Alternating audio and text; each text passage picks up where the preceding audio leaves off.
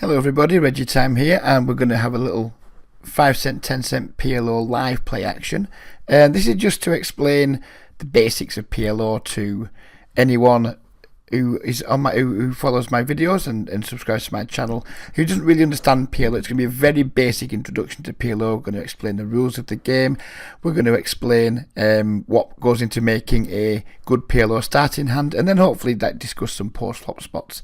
We're going to do it over 2 tables. Hopefully it's not going to be too fast for me to explain all the stuff that I want to explain. And please don't forget to hit the like button or hit the subscribe button if you want to see more content from me and support the channel.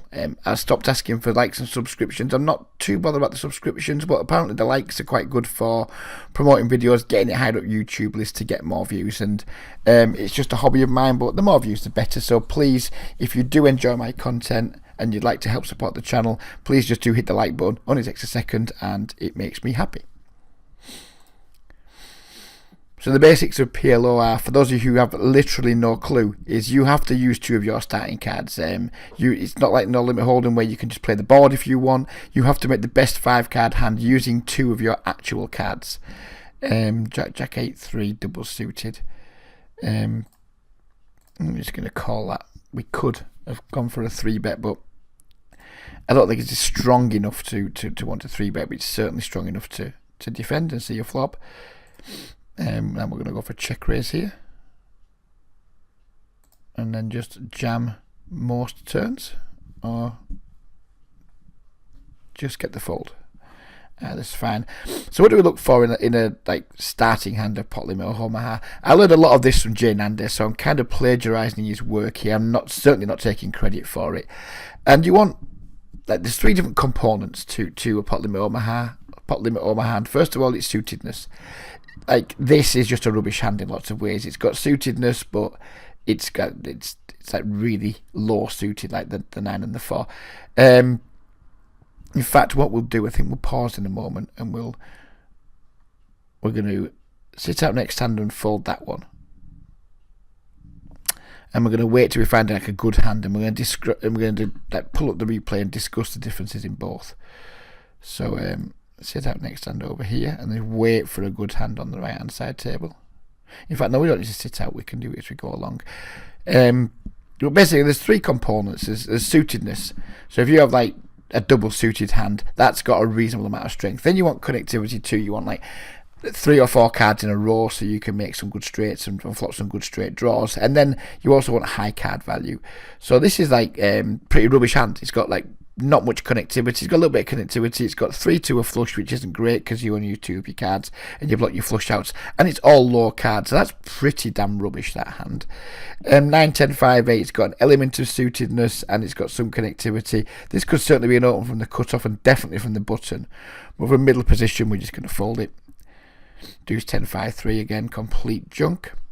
7, 3, 4. Again, this looks like somewhat connected. I've seen players playing these types of hands and the 3, 5, 4, 7, getting excited by them, but you don't really want low cards in this game very often. You don't want to be making low flushes and low straights, because you'll often end up like super dominated by your pro. When you get it in with draws, you're going to find yourself getting it in way worse than you expect lots and lots of the time. We're going to fold this. It's not great. Having a pair in your hand isn't ideal, and then with 3 to the flush, again it'd be a hand I would open in later position, but from under the gun it's quite weak.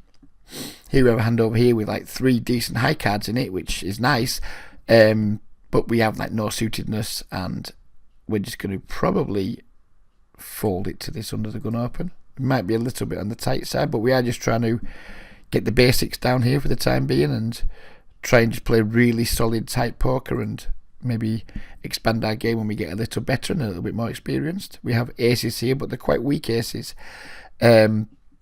There's not the side card value. We've got like the ace queen for the straight draw, I guess the ace 3 for a wheel draw, but nothing much else going on. But we're still going to 3-bet because we really want to protect our equity here and try and we don't really want to go into like a massive multi-way pot with just pretty weak aces. And at this point, multi-way board, we've missed. We're just going to give up. Heads up, I would fire a c-bet there, but not on a multi-way flop. It's just way too likely. Well, not way too likely, I guess, because it's still a relatively dry board. There's flush draw out there and 1 straight draw, a few straight draws, but Yeah. Just going to let it go.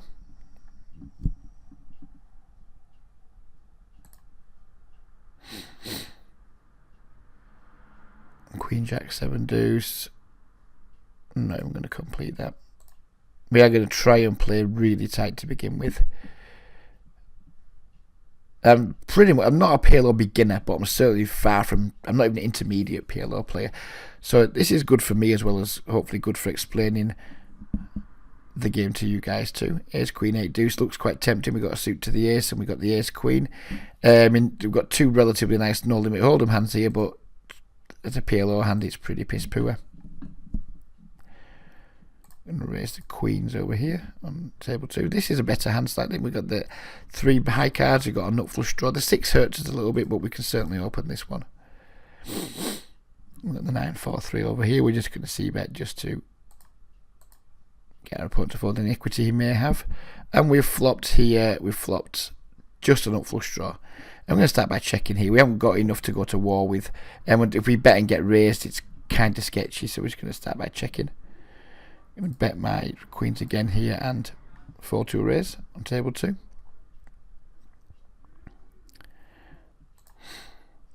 There's a very good chance we're behind here. We just have the nut flush draw to go with, but we're going to call and hope to spike that flush. And now we're just going to check fold. Now the board's paired. Double suited kings over this table. Very strong hand, especially from the button. And we river just top pair.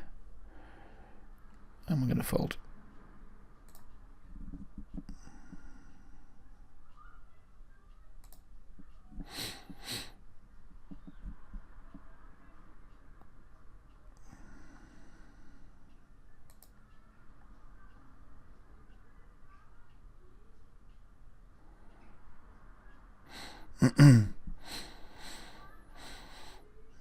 Pretty good flop for the kings. We're not going to c-bet though. There's no real need to. If someone has got a 5, they're either going to raise it or call, and we're drawing pretty thin against a 5. But we can maybe think about betting turns and rivers.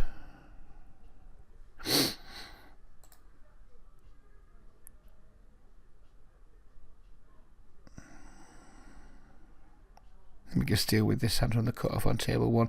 It's got quite connected. It's got 2 suits, but it's low cards, so I'm not in love with it.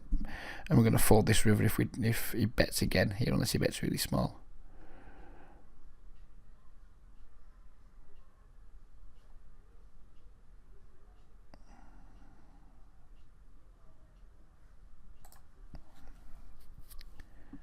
So we've got like a weak flush draw and a weak straight draw, but I think it's probably going to be enough to make a bet with, and we just take it down.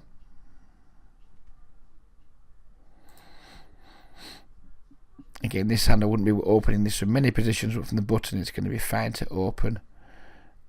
Same goes here from the cutoff. Hands that I wouldn't be opening from earlier positions become opens on the cutoff. Positional awareness is still important in PLO. We can't just play all the pretty hands irrespective of position. Here we flopped a pair, backdoor flush draw, and a gut shot. We're going to check. Check back here, and we're going to bet the turn in the river if he checks to us again. Going to get after these weak lines.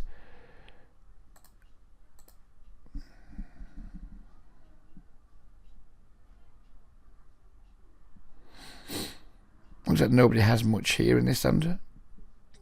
Is our pair of 9s enough showdown value? Is there any value in betting? I don't think anyone has a full house. I think that would have been bet for sure. We're gonna bluff. I don't think our 9's good enough to show down, so we'll try and bluff. And we get the bluff through. Just calling with these kings. I'm not in love with my side cards. Don't really want a 3-bet out of position. We're not going to get many folds. Then we're going to be left with like king, 9, 7 out of position on lots of flops that we don't like very much.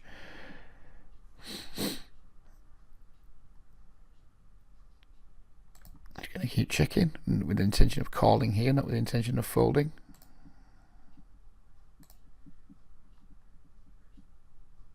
And we lose to the ace, jack. This hand is just complete trash. That's a min raise. This is the hand we should probably defend, but I'm not good enough at PLO to want to defend this yet. I'm just going to fold it. Although I'm sure it probably should be. Versus the min raise, we should probably defend it close to 100% of our range, I would guess. 7, 6, 4, 3 within 3. But if we had a suit, I'd maybe think about calling, but we don't, so we'll fold it. 10, Jack, 4, Queen, very pretty hand. The 4s kind of hurts it a little bit, but if that was a 9, or if it was a king, I'd certainly contemplate 3-betting, but as it is, we're just going to take a flop. Flop a shit top pair. We're not going to be getting too excited by that. And we're just going to fold. We've got like weak pair, no draw.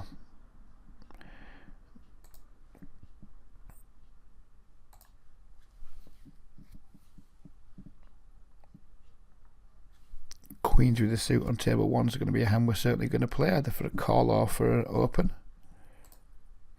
Or an isolation at this point. And the ace, queen, jack, 6 is getting open too. It's a really rubbish flop for our 2 queens on table 1.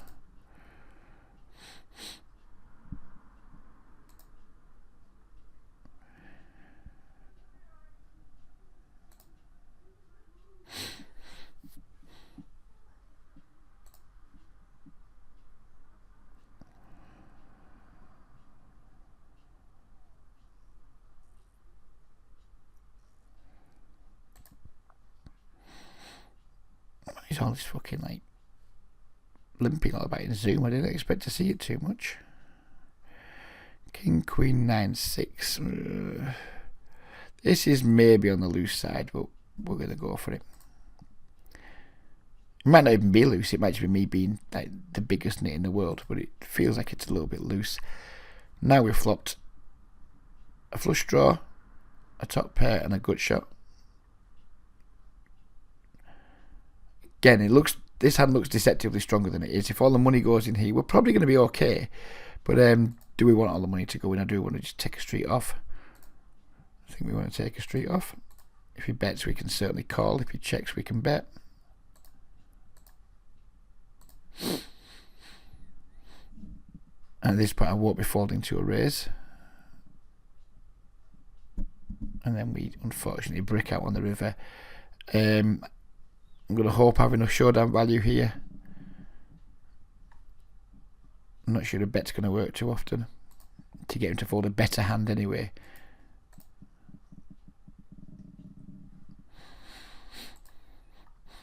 And it's kind of hard to value bet 1 pair in Omaha on the river. Well, I find it hard anyway.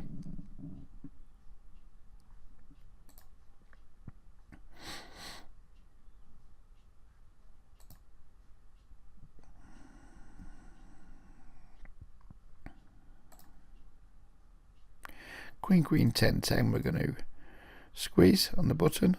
Queen, queen, king, deuce, 3, 2 a suit. No, I think we'll pitch that one.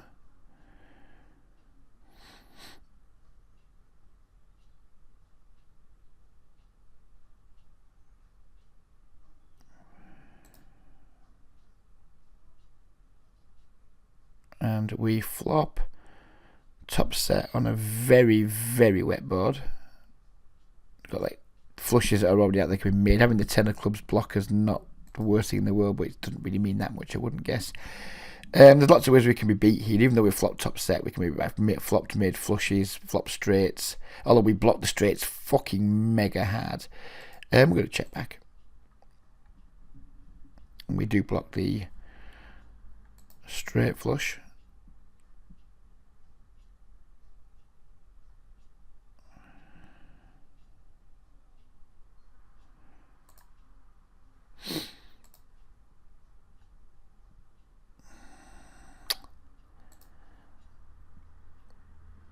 Now I'm going to bluff here.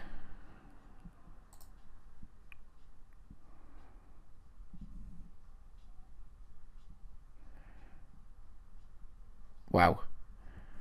I bluffed and I got called by a worse hand. That wasn't in the plans. What the fuck did he call with? Okay then. Yeah. I thought I was bluffing there, and then I got called and I thought, oh well, we've lost that pot. And then all of a sudden the pot slides my way. I mean, his call there is absurdly bad. Whether he's called for a chop, whether he just doesn't understand the rules of pot limit Omaha and he thinks he can chop with the flush on board, who knows? Yeah, not sure how to explain that one, so I'm not going to bother trying.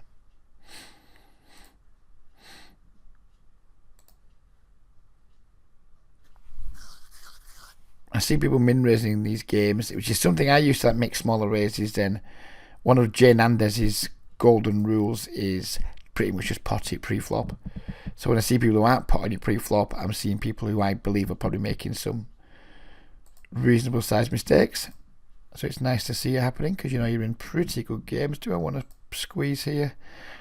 Maybe from the button, but from the big blind when we can just complete, I think we will, and try and smash a flop.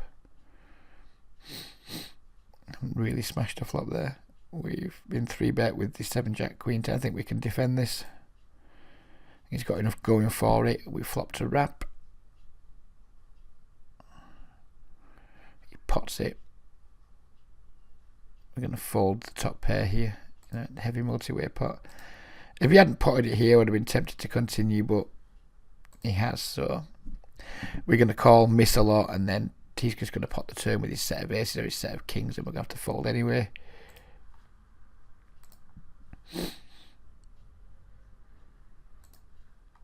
And again, please don't think this is meant to be like an educational video for anyone who's reasonable at PLO. This is just very much a very basic introduction to it. If I'm going to be probably or trying to put more PLO content out, then the least I can do is have an introductory video to it to those of you guys who literally have no idea what PLO is all about.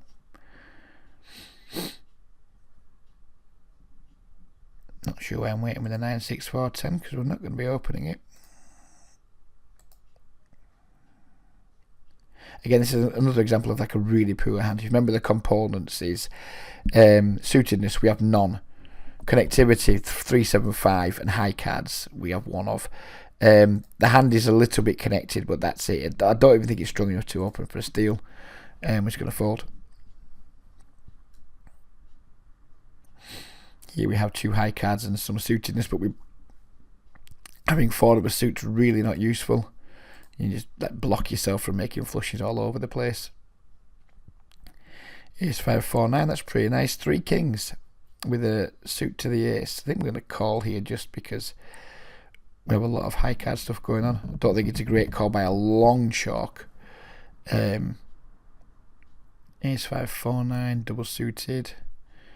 Too weak to 3-bet, I think, for sure. I think we can call with it. We flop in nut flush draw and a middle pair. Gonna bet our kings here for protection if we are in front.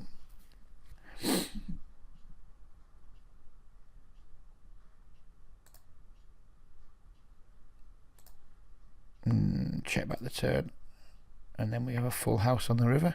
He's made a huge bet here. We can't really do much against it.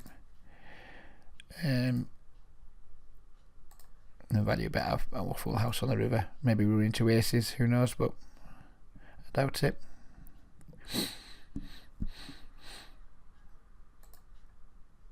And did he have the 2 10s?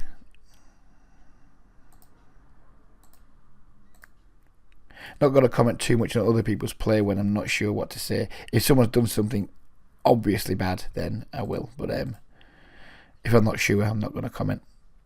This could be a slightly loose open. If it's suited to the ace, I'd like it much better. We flop 2 pair anyway. Over on table 1, we have another, what I consider to be deceptive hand. It looks prettier than it is. It's got like the 3, 5, 7, 9. There's all kinds of straight potential, but its suitedness is rubbish. And a lot of the time, with these kinds of hands, you're going to be on the low end of the straights, which isn't ideal. We get called in 2 spots. I guess we're just going to bet fold here.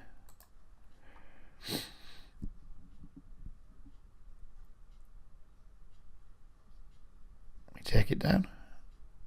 Toying with the idea of 3-betting this hand versus someone who's played 4 out of 4 hands up to now.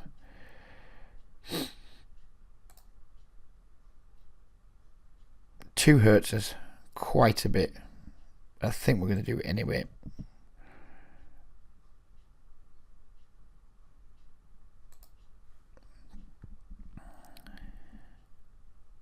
Hopefully with us having the ace and the king in our hand, it provides good blockers to us getting 4-bet. We get called. And with this SPR, I mean, I guess we're just going to have to go with it now. We've got top pair, top kickers. Not a strong hand in PLO. But we also have like a gut shot straight draw. We have no backdoor flush draw or anything. A backdoor wheel draw. I guess at this point we're just going to go with it. I hope he hasn't like flopped us 2 pair or a set or something. This could be spewed, by the way, by me. This could very much be spewed. Very pretty hand on table 2. I could be just donating a lot of money here, but the 8 shouldn't change that much. Queen, queen, 7, 9. So we take it down. We'll go back and look at that from his perspective, I think, because I'm not sure I like it. And here we've got, but we haven't got enough to go with this. We've got backdoor and shit flush draw. No pair. Easy fold. Let's go back and look at this hand we played here. Can we make this a bit bigger?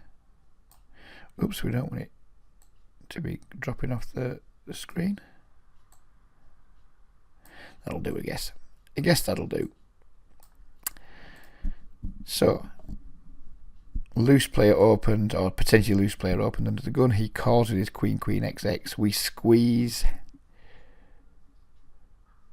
He calls. I wish you could see his cards again now, because I can't remember what the heck he had. Depending on his side cards, I'm not even sure at the call pre-flop. I've been like, if I have what I'm representing, I have 2 aces here.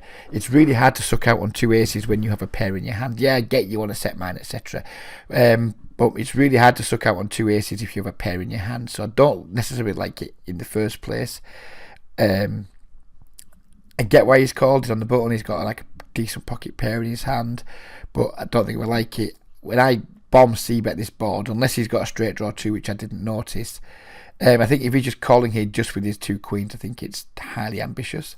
I want to get to the point where I can see what his hand is, and we just jam the turn, which I thought was maybe a bit thin from our perspective, but the 8 shouldn't change that much. If he's out flopped me, I think when I pot it, he's just going to raise.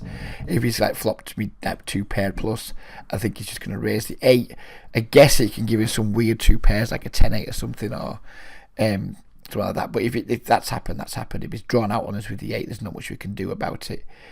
So I decided just to go all in. There's like plenty of draws he can maybe call with. I don't know if my jam's good or not. It feels like it was just about okay. And if you're going to get called by queen, queen, 7, 9, then it really is okay. I think he's calling the flop. He's got 2 backdoor flush draws too, which I guess have a little bit of value. And on the turn, he's now got like an open ender and just queens. I think his turn call doesn't seem great to me. It says here he needs 12.5% equity. We're going to take it as that's right. And he hasn't got anywhere near that. Has he? No, he's got 12.5% equity. Sorry, ignore me. That's the equity he's got in the hand here. That can't be right, can it? I'm not sure. Anyways, I think I understand why. I mean, maybe he could have 3-bet the fish pre-flop. But then maybe when I squeeze, I understand why he's called. I think he can just show his hand around the flop, to be honest with you. I think, even though he's got like second pair at the board and a bit of backdoor equity and a gut shot, I think he can just show his hand away. Because if I've got what I'm representing, then he's going to be in bad shape. But anyways, maybe that was bad analysis from me, but it's the best we're going to get. My win-losses have gone back down to 0. Sure, we were up $9 a minute ago. 5, 6, 7, 8. I would certainly open this from later position, but from under the gun, we're going to let it go.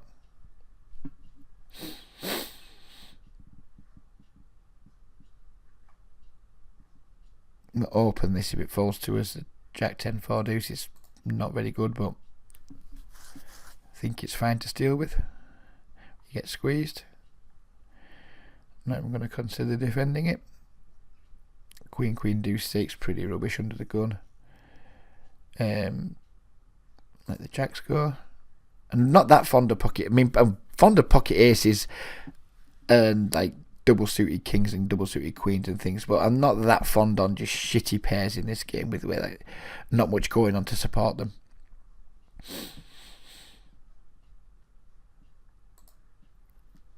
Maybe we could have, if they were double suited, I definitely would have 3-bet there if the 6 was a heart, or if the queen was a heart or something, but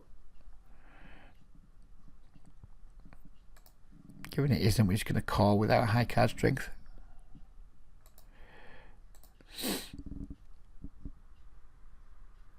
Open this hand if it falls to us. Again, it's not a hand that I'm in love with, but I think it's certainly fine to steal with.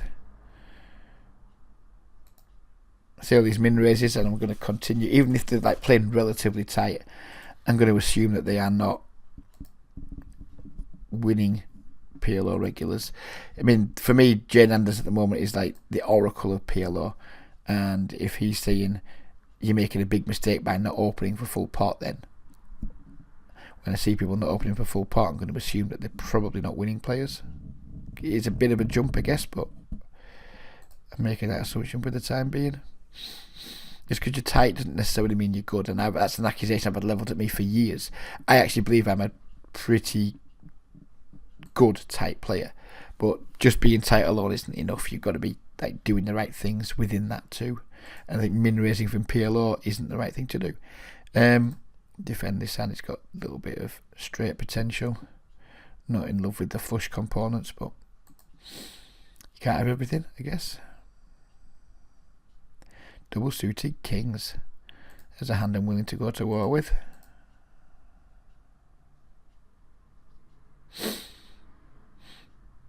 Although this deep I wouldn't want to 4-bet and get it in, even though we do have the ace blocker.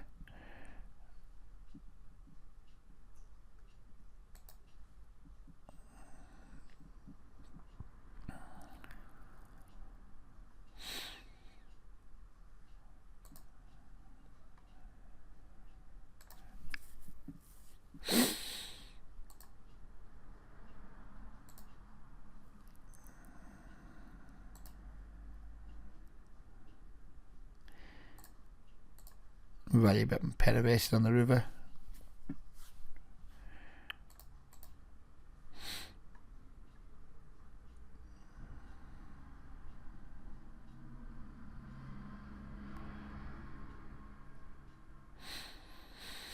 Backdoor straight draw here. We have a pair and a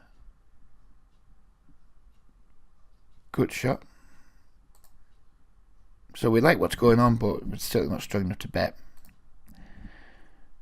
Now we have 2 pairs and the nut flush draw and a gut shot. I think we're certainly good to go now.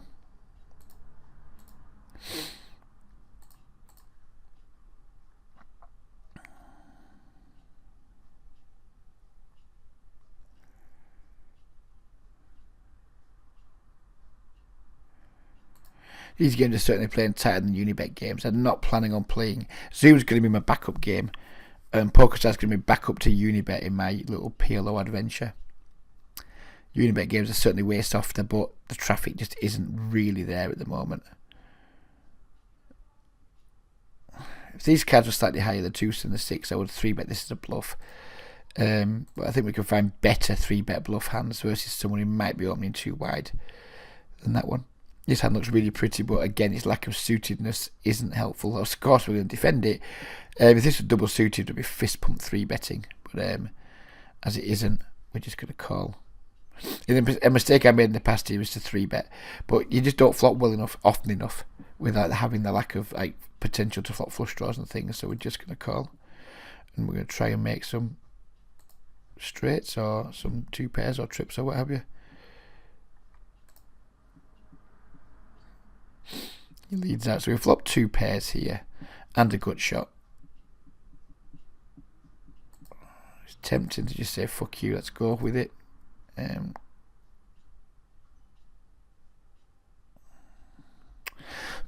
2 pairs over on table 1, but I don't like him on a flushing board. I might check raise a turn, call here and just check raise like brick turns if we get like a 4 of clubs or something. That hasn't really helped in the slightest. It's a pretty bad turn card. Probably not going to put any more money in unless he checks back and we fill up.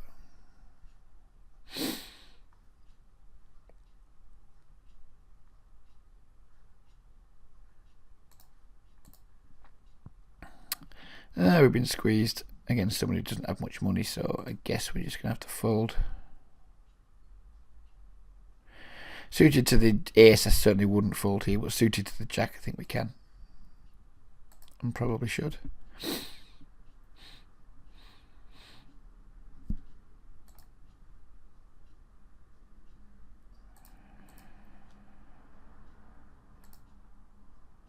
I think I've been calling a little bit too much so far in this video, and not opening, or certainly not 3-betting enough.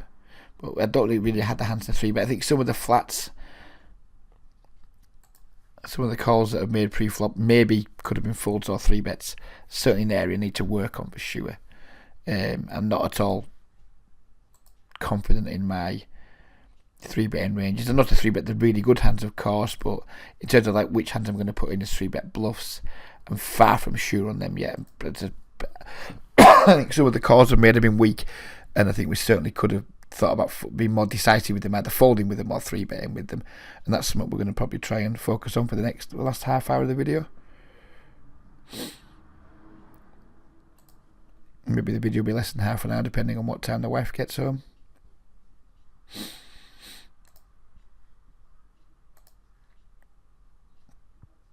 Not the game you want to be passive in, really.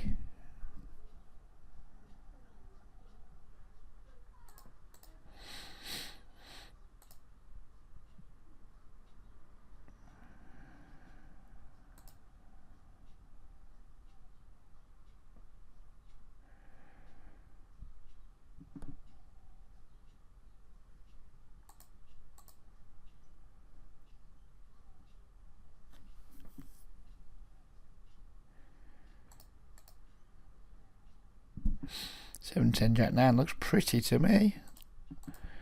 Let's see if we can hit a nice flop, and we've flopped a nut flush draw and an open end straight draw here on table 2, so we're going to be more than happy to shovel lots of money into this pot. I'm going to check back with this very disappointing flop for our hand over here, and we're just going to keep betting over here. And I mean, we just got 8 gazillion outs to the nuts, and we take it down.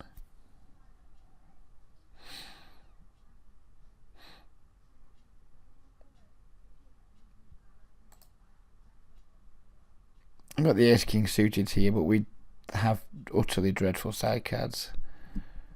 Same here, the ace queen suited with dreadful side cards. We'll defend versus a small blind open for sure though.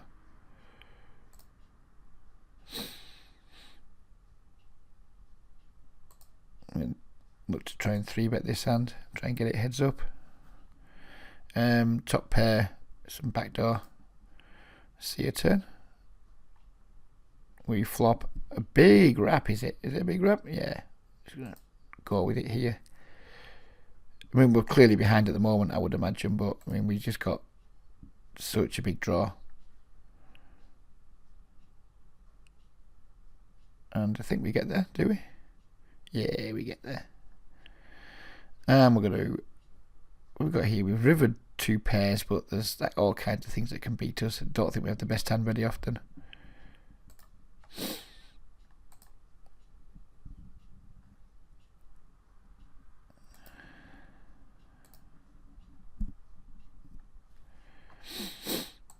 So what was going on here with him? He called a 3-bet with ace. Yeah, get on board with that, I guess. I mean, I think I would have folded. I don't think I'd have opened it, but yeah, I probably would have opened it, but I would have folded to the 3-bet. This is what people do. They look like they're following the no limit hold'em concept of, I'm going to open small so I can, and we'll go and look at it in just a moment. We've got trips here with the top kicker and a limped pot.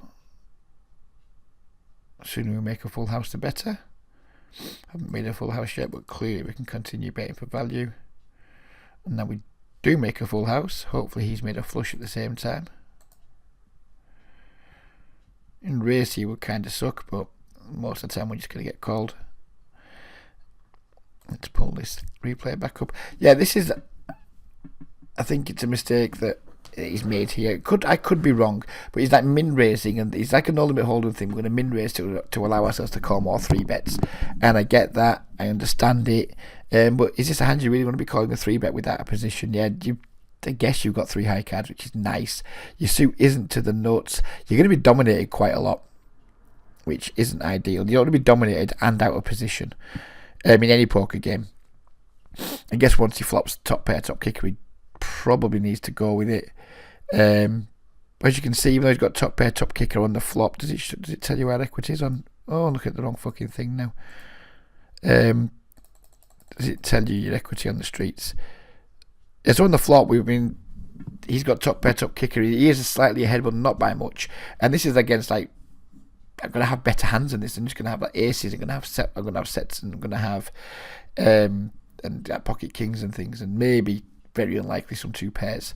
So yeah, I guess he's got the best flop he can hope for, one of the better flops he can hope for, and he's still only got 50% equity against my actual hand, and probably much lower equity against my range. I don't think he's done anything terrible there. I just think he's not done anything great. I don't take this Javaro along to reset and make you look like you're not winning money, does it?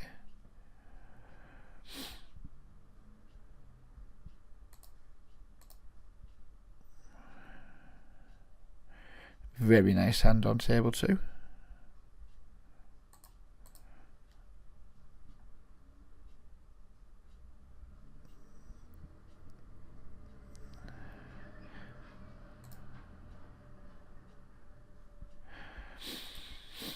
I'm not going to get carried away in table 1. It looks good. Pair and a flush draw. No limit holding me like fucking boom. If we had 7-4 of diamonds here, we'd be let's go. We've got a very weak made hand and we've got a very weak draw. So we're certainly not going to be going mad with it. Just going to bet here versus a person who's checked twice.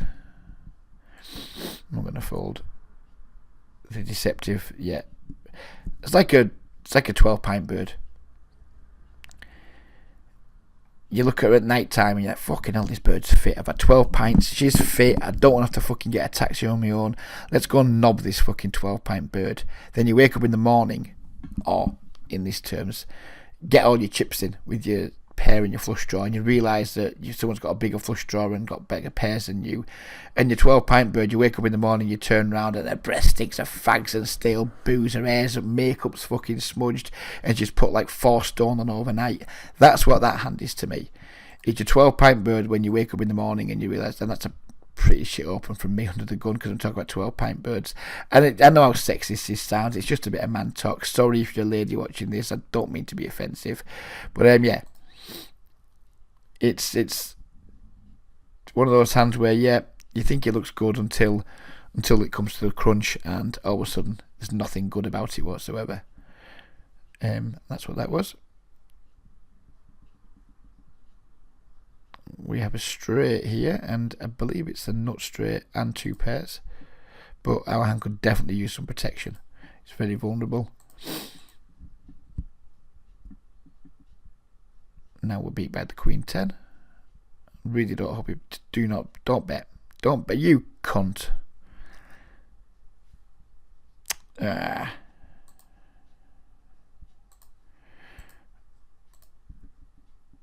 It's just way too likely to beat here. We don't have any blockers to Queen 10 whatsoever. I mean, I guess we block some queens. I don't fucking know. And we're going to fold. I didn't want him to bet. He did bet. It's just, yeah, fuck it. I just think it's a fold.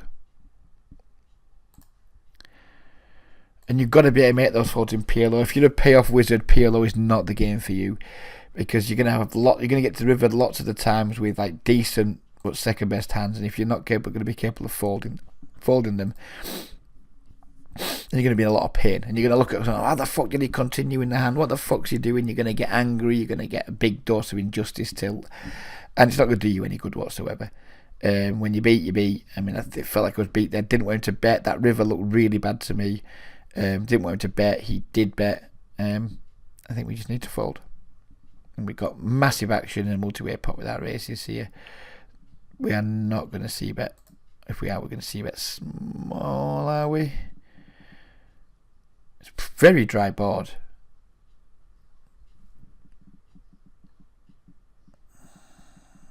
No, just going to check. We maybe bet this turn small if it checks through again.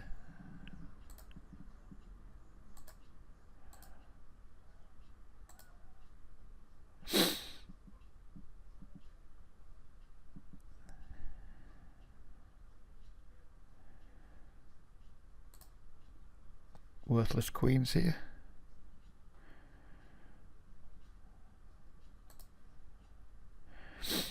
And we could try and bluff here. We do have the nut blocker to try and bluff with.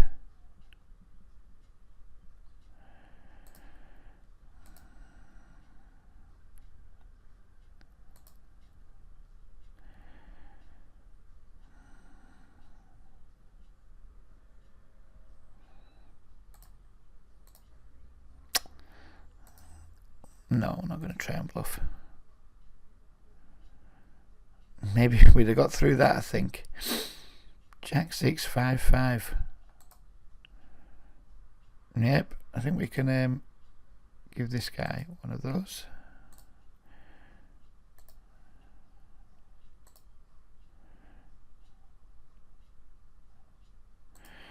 Flop top 2. Let's go, I guess, in a 3-bet pot. Yeah, it's Jack 5, 5. Really not sure what's going on with his turn call there, but maybe we just made it too small. Maybe he's just a fish that was never going to fold. I don't know.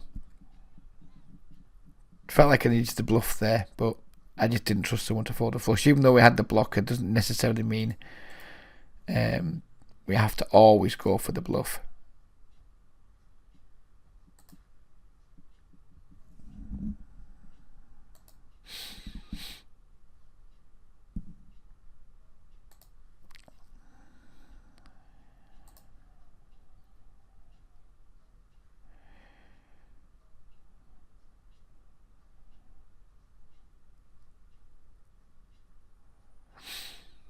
We've almost got like the shittiest of chests. Get in. We'll open that when we get it. That'll be fun. Minra's out of the small blind. There you go. There's someone we can put a bit of green on from the off.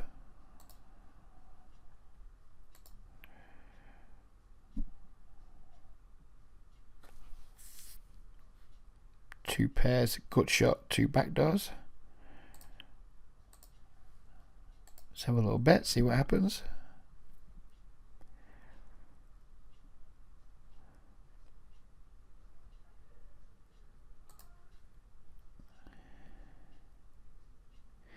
Our 2 pairs have been well and truly counterfeited, and we now have basically a piece of cheese in our hands. And another player who can safely get the green tag.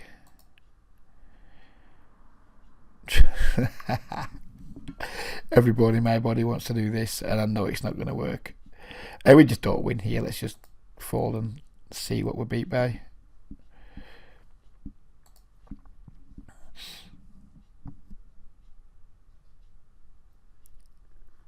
Aces with a suit on table 1.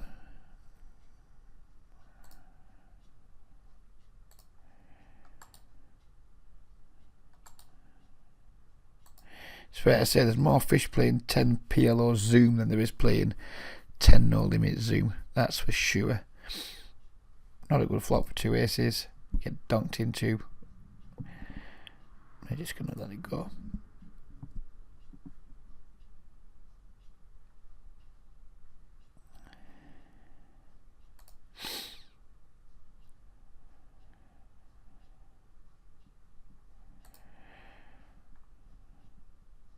Double suited queens. Ace Jack 5, 6. Call on the bottom with it. I think 3-betting it will be a little bit spewy there. We're completely bricked. Time to give up.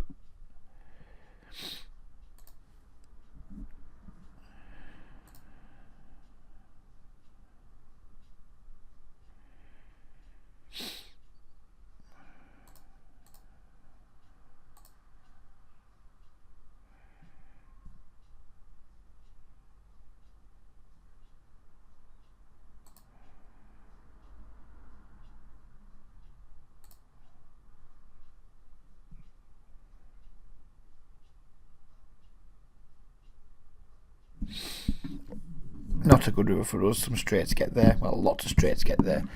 9-8 gets there. Anyone's had like a 3-4-5-6, all those types of hands.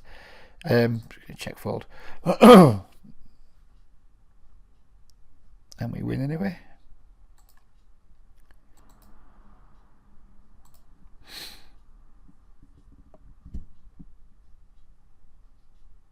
Seven, 5, Jack, 10, double suited.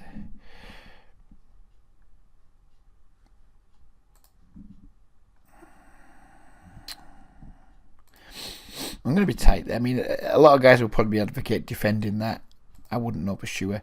One track to avoid for the time being is being out of position with weakish draws until they just get better at the game and get more. I mean, I guess you don't get used to playing those situations unless you put yourself in them. There's that argument to be had, but I think I'm going to save those kind of hands for heads-up pots to begin with rather than multi-way pots. I think a lot of the time you're just going to end up in multi-way pots with good but not nutted stuff, and then find yourself not knowing what to do on various situations. But I can learn that without having to put myself in the spot just by watching more and more of Jane Anders' free content on YouTube, which is loads to go at. I can just watch how he plays, watch his live streams, see how he approaches those situations, and then try and adapt to what I'm seeing into my own game. I don't think it's something I need to figure out by playing it. I think it's something I can figure out just by watching other people.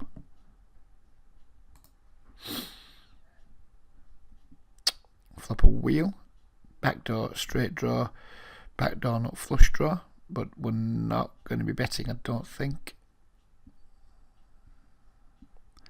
It's checked. 2 people have checked. I'm going to make a small bet and proceed on. If we get a good turn card, if we get like a 3 of diamonds, for example, then we're going to go on a jack of diamonds, something like that. The 8 of clubs is just going to be give up time.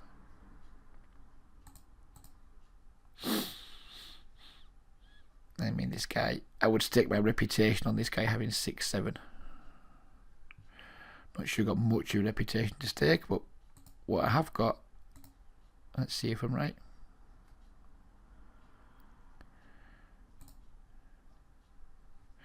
We're not going to get to see. And here we have trips. Oh, he's potted. I didn't really want to see him pot in the river. Oh, he hasn't potted the river. He's made a big bet. Having 2 diamonds here isn't useful because we block a lot of the draws he can have. I mean, I guess he can have worse deuces sometimes.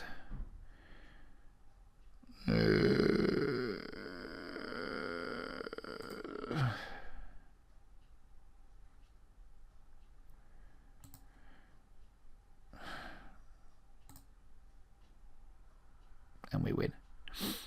Didn't like that. Felt like we were beat. Felt like I was making a bad call there, but it worked out.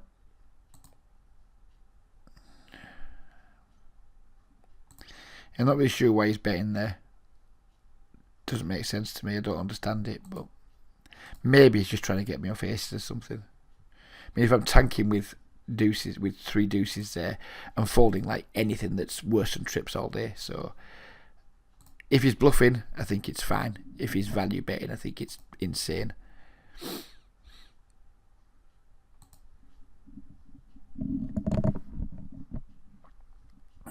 Really shit aces. Table 2. It's looking like we're going to book a losing session here, but we know we aren't because we've had like 2 greens wiped out and back to 0. But I'm not sure exactly where we're at in terms of profit or loss for the session.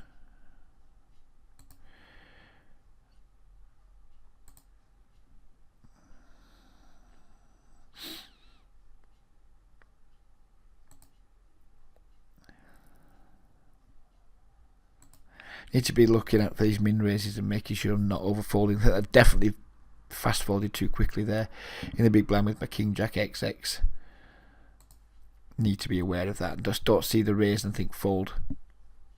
Certainly acting quicker than I need to act. Not a great hand, but I think it's fine to try and steal with from the cutoff, especially when we have a green tag player in the big blind. We get 3 bets, so it's just not even a decision. We have trip 5s. We're going to bet fold them on table 2. Don't really expect to get called by worse very often. But I guess if someone's in there, it's like a pair of jacks or a pair of queens, a pot small enough where we can expect them to call with it.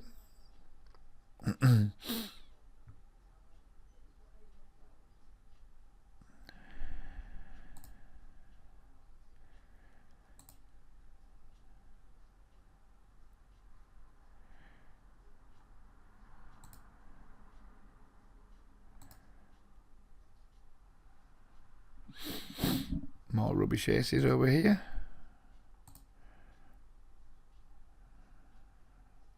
And they are really rubbish aces.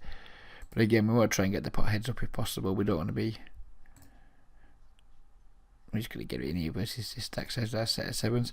We don't want to be letting every man and his dog come in behind us. It really hurts our equity.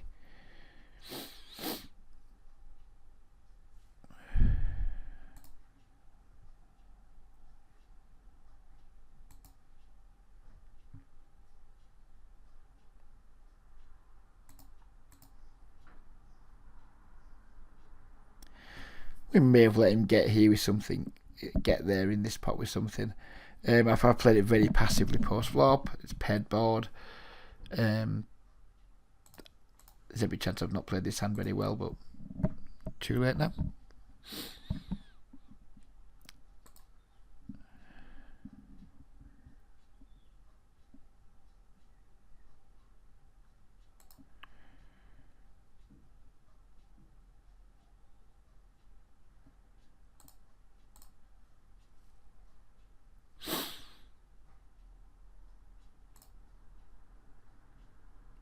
Turned a flush draw to go with our top pair here against a nit.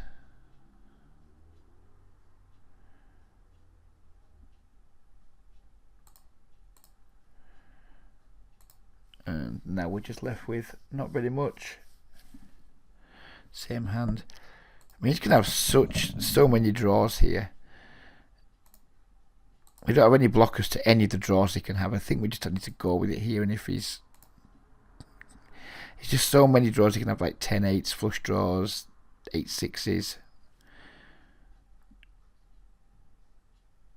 Queen, Queen, King 7. There we go. That's where we couldn't fold. I think we'll end the video looking at that. I think we're up to nearly the hour, and I think we just heard the wife shutting the door on the drive. So we'll go back and look at that, because I'm not prone to making like big hero calls in these games, but take a look at that because I think it's interesting. So he has the Queen, Queen, King 7. He just has basically an overpair, and he's flopped a pair with very little else going on. So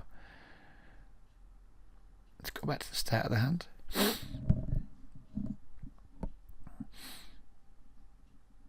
So we 3-bet pre-flop. He's defended the Queen, Queen, King 7 or whatever it was. Yeah, blind versus blind. I guess he needs to do it. We c-bet here. He's done that. And on this board, I just don't think it's a good board texture to do it with his hand, because we can easily put him on tons and tons of draws here. I mean, he's way more likely to have a draw here than he is a made hand, I guess. The made hand he does have, he's going to have sets and 2 pairs, I suppose. But he's going to have an absolute shit ton of draws, and we don't block any of them. So he can have them all. He can have all the heart draws. He can have all the Jack 10s, Jack 8s, Jack, just every fucking straight draw. Maybe not the Jack ones because we have a Jack, but he's going to have just about every straight draw and every combination of them. I think he's going to be way too semi-bluff heavy here for me to want to fold. My hand is just a pair of aces. It's nothing special, but I think on this board texture, I think it's you just need to defend against it. If this was like Queen, Queen 4 or something like that, I think I wouldn't even have bet. But we need to bet here to protect our hand a little bit. He's gone for the check raise. I mean, I don't think it's spew what I've done here. Yeah, I only have 2 aces, and I often talk about people overplaying marginal hands, and 2 aces is a marginal hand here. But I think on this board texture, blind versus blind, I think we just need to go with it here. I'm happy with the call, and I'm happy that he faded his however many outs he had. He had some equity, I guess, on the flop. He certainly wasn't drawing dead. 22%. I thought he would have had a bit more than that with him having a pair. But no, it just goes to show that he has a pair there and he has the other pair. And I'm guessing he's liking it, but this is what can happen a lot in PLO, is you can have a hand that you think you like, and then when all the money goes in, you're going to be, like, quite often you're going to be completely crushed. So he's got it in here with 22% equity with, like, top pair and an overpair.